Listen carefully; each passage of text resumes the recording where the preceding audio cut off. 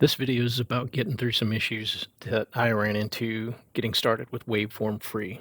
My son started asking me about some music software, and I did some searching and found Waveform free seems like a fully robust digital audio workstation that you could learn just about anything you'd ever want to learn about producing music and making, audio tracks and stuff, and even just using it for voiceover if you like. I did find you have to create an account in order to download it, and then you download the download manager, and then from there you actually download the software. Uh, it's kind of interesting because once you're downloaded, you actually have to go back to the Windows menu to find the application. You can't just open it from here. So once you've opened up Waveform free, in this case version 13, approve all the licenses and everything, and you can start getting familiar with the user interface, and you can download some demo songs. Well, I jumped right to that, not realizing over to the left there's a setup process. So I thought, well, maybe I need to go through that because when I played this, nothing happened.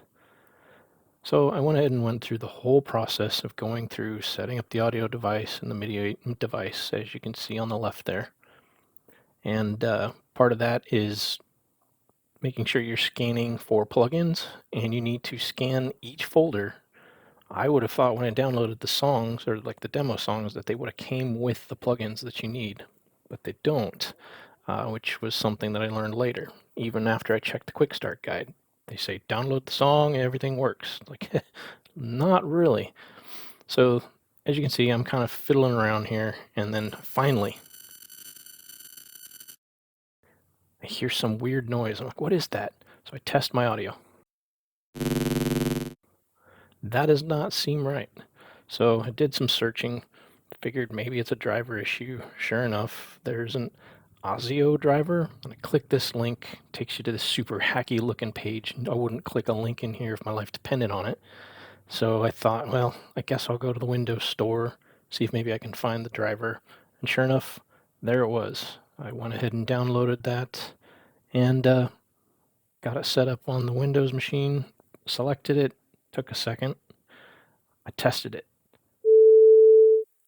That sounded much more like what I heard in the video, the initial quick start video. So I figured, okay, I've done the setup. Let's just go back to the songs and see if I can actually get the demo song to play. And then, huh? What is that? It's actually playing the track at the very bottom.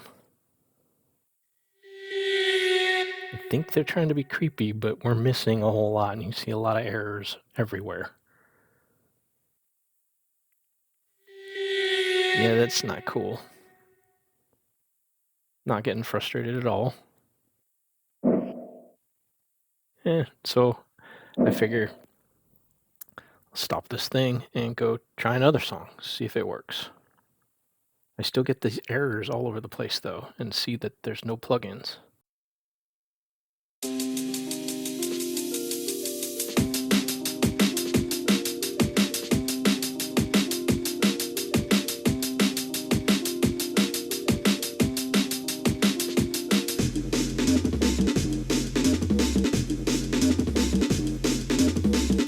That's getting there, but we still have these errors. We can at least play music.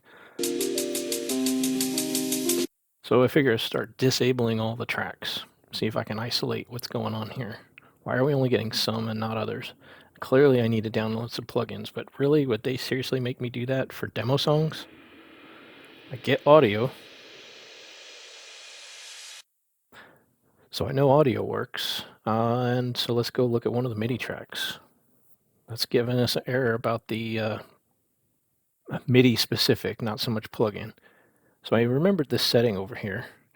Even though I can see that there's music down there, I changed the setting, and sure enough,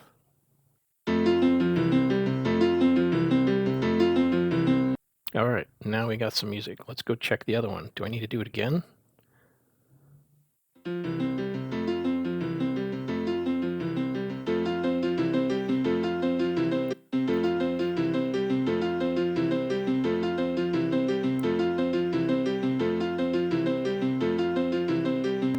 All right, so I don't even know what some of that was, so I was getting pretty fed up. So I figured let's just go try a different song. All right, this sounds better. Less errors. We still have some. Ooh.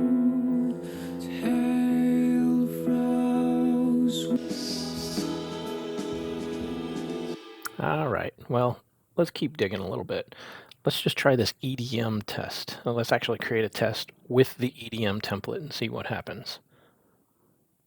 I like EDM. I mean, I mostly listen to chill, deep house type stuff. This looks good, no errors. Let's try it out, see what happens.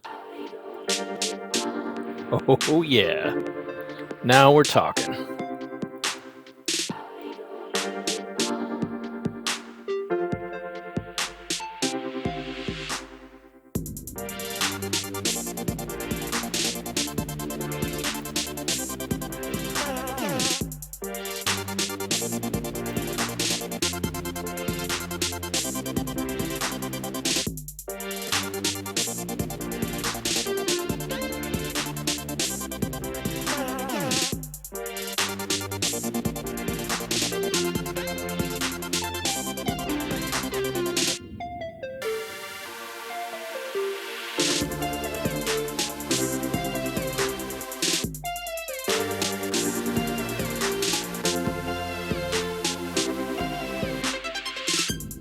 All right, we're getting somewhere. So clearly there's no errors. We got some MIDI stuff, instruments going on here. Let's see if we can get into one of these. Like, I'm just used to using my Mac trackpad, and oh, hey, double clicking gets you somewhere. I can see we've got, hey, wait, is that cowbell? Oh yeah, you know you want some cowbell. So let's see what happens. Oh, nope. Guess I decided to move it. Yeah, got to smooth this out so it looks good. It's all a matter of getting those patterns. There it is. There it is.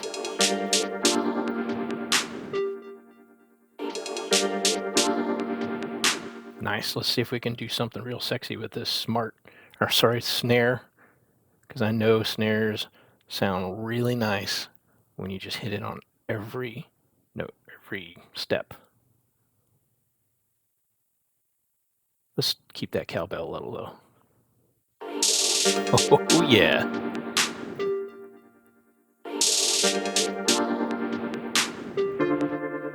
All right, so if you're not familiar with MIDI, that's kind of how that works, is you basically start painting your music.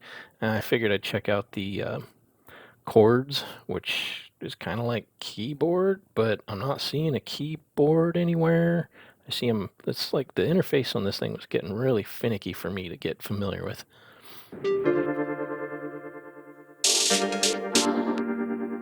Try fiddle farting around. Oh, there's the keyboard. You got to click on something.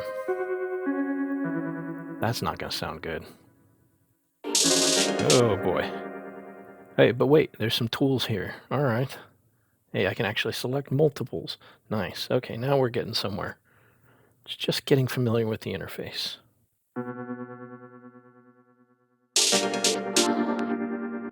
All right. Well, I'd like to say that was fun, but that was kind of painful. I mean, I crammed probably several hours worth of fighting with this into less than 10 minutes for you.